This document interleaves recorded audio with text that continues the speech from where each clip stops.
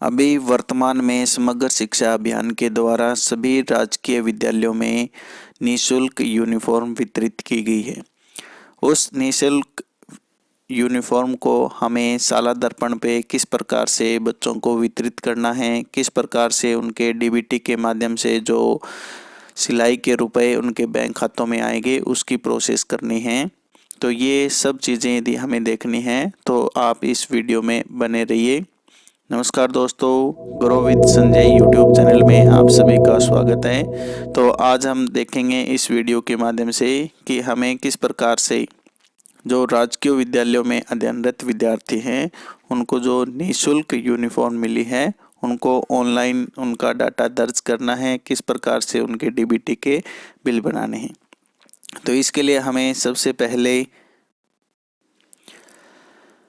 हमें गूगल में rajsaladharpan.nic.in type करना है। तो हमारे सामने इस प्रकार का एक शाला दर्पण का पेज खुल जाता है। सबसे पहले हमें यहाँ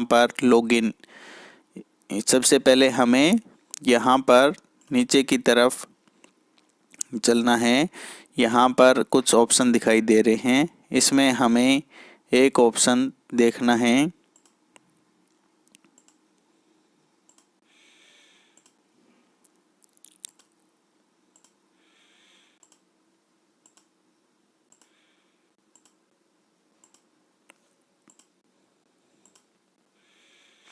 SDBSP बेनिफिशरी स्कीम पोर्टल, हमें इस पोर्टल के ऊपर जाना है। ये जो हमें राइट साइड में SDBSP बेनिफिशरी पोर्टल दिखाई दे रहा है शाला दर्पण का, इस पे हमें जाना है। यहाँ पर क्लिक करने के बाद हमारे सामने इस प्रकार सा बेनिफिशरी स्कीम पोर्टल का एक पेज खुल जाता है। तो हमें सबसे पहले यहाँ पर राइट साइड में स्कूल ऑफिस लॉगिन पे हमें क्लिक करना है। क्लिक करने के बाद हमारे सामने इस प्रकार का एक पेज खुल जाता है। तो इसमें हमें यहाँ पर गवर्नमेंट स्कूल और ऑफिस पे टिक करना है और यहाँ पर विद्यालय की जो शाला दर्पण आईडी है उसका लॉगिन आईडी और पासवर्ड और कैप्चा यहाँ पर हमें डालना है।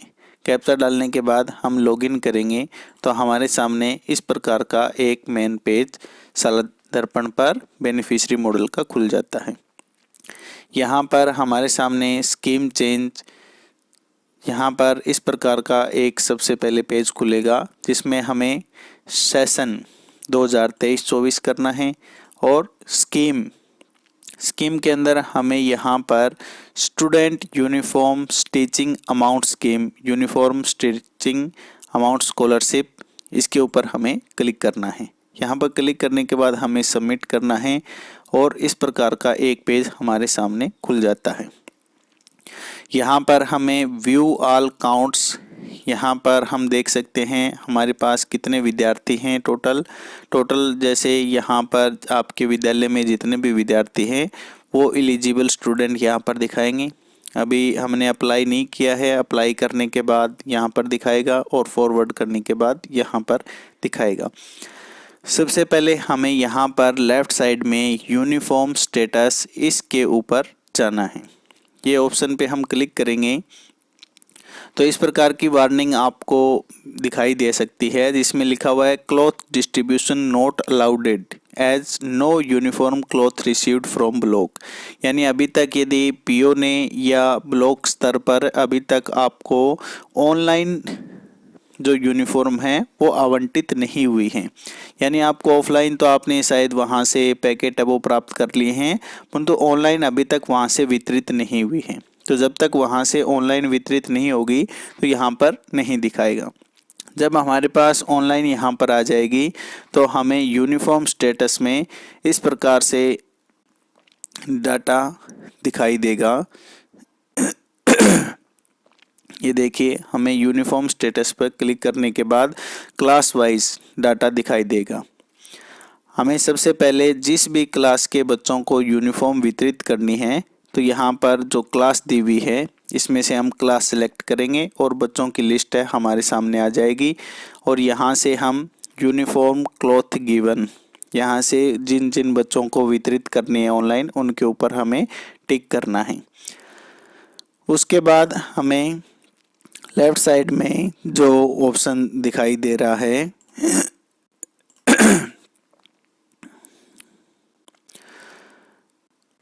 बैंक डिटेल, ये हमें नीचे बैंक डिटेल फैच का ऑप्शन दिखाई देगा। जिस भी क्लास की हमने लिस्ट निकाली है तो यहाँ पर नीचे फैच बैंक डिटेल, इसके ऊपर क्लिक करना है, जिसमें जन आधार से जो डाटा है उससे बैंक डिटेल फैच करेगा। और उसके बाद जो नेक्स्ट प्रोसेस हमें करनी है, जो फॉरवर्ड टू पीओ, अगला जो ऑप्शन लेफ्ट साइड में हमें दिखाई देगा forward to PO. Forward to PO पर करने के बाद हमारे सामने इस प्रकार की लिस्ट खुल जाती है और हमें जिस भी क्लास के विद्यार्थियों को पीओ को फॉरवर्ड करना है उस क्लास के ऊपर हमें क्लिक करना है और क्लिक करने के बाद हमें फॉरवर्ड कर देना है। पीओ के पास फॉरवर्ड होने के बाद पीओ स्वयं की लॉगिन आईडी से, जो विद्यालय की लॉगिन आईडी है उससे क्लिक करेंगे और विद्यालय के पोर्टल को खोलेंगे तो उनके सामने इस प्रकार से एक पेज खुल जाएगा। इसमें सभी बच्चे जो उनके पास फॉरवर्ड होकर आए हैं सभी विद्यालयों से वो दिखाई देंगे। अब पीओ क्या करेगा, PO can now click on the left menu tab go to PO draft bill, यानी लेफ्ट साइड में जो पीओ ड्राफ्ट बिल का ऑप्शन है उसके ऊपर जाना है और क्रिएट ड्राफ्ट सैंक्शन ऑर्डर, यानी बच्चों का जो बिल है वो बनाना है।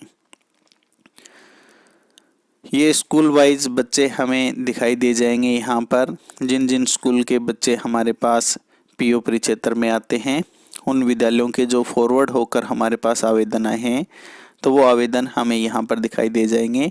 एक साथ एक बिल में 300 बच्चों के बिल है वो बनाए जा सकते हैं। यहाँ पर उन बच्चों की लिस्ट आने के बाद हमें क्रिएट ड्राफ्ट सैंक्शन ऑर्डर यहाँ पर करना है। उसके बाद एक बार क्रिएट होने के बाद पीओ नोडल लॉक बिल इस ऑप्शन पे जाएंगे और गेट स्टूडेंट लिस्ट बटन,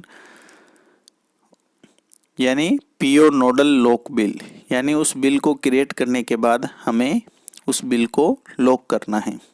और यहाँ पर ये जो स्टेटस दिखाई देगा इसमें हमें गेट बिल लिस्ट और लॉक बिल, यहाँ पर सैंक्शन स्कीम और स्कूल, जिस जिस स्कूल को हमने मैप किया हुआ था इसमें, और उनकी लिस्ट प्राप्त होने के बाद हमें उसको लॉक करना है। लॉक करने के बाद एक पीओ के पास ओटीपी आएगा और वो ओटीपी हमें यहाँ पर डालना है। और once bill is locked then PO can check list of student in that particular bill, यानी एक बार लॉक करने के बाद हम उन विद्यार्थियों की लिस्ट चेक कर सकते हैं। तो इस प्रकार से ये बच्चों की जो लिस्ट है हमें दिखाई देगी। और now PO can visit to pay manager website to process these bill for payment, यानी पे मैनेजर पर हम जाके देख सकते हैं इनके बिल की प्रोसेस हुई है या नहीं हुई। तो इस प्रकार से हम प्रत्येक बच्चे की यूनिफॉर्म वितरित करने के बाद हमें यहाँ पर इसके बिल को ऑनलाइन करना है और उनकी राशि है वो उनके खातों में जमा करानी है। धन्यवाद।